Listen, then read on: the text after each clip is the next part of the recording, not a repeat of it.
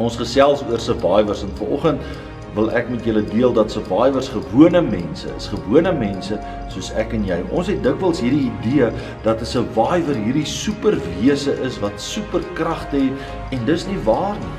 Survivors is gewone mense wat partykeer goeie dae het en ander kere slegte dae.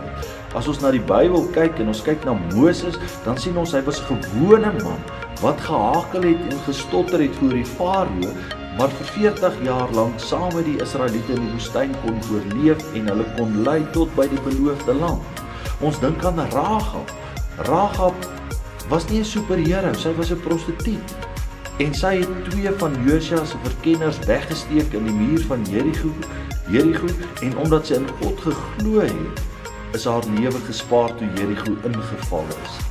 Ons dink aan Dawid. Dawid was 'n jong mannetjie gewees, onkundig, en tog het hy oorleef toe die reus Goliat en die Filistyne hom aangeval het. Jy sien, survivors is gewone mense soos ek en jy.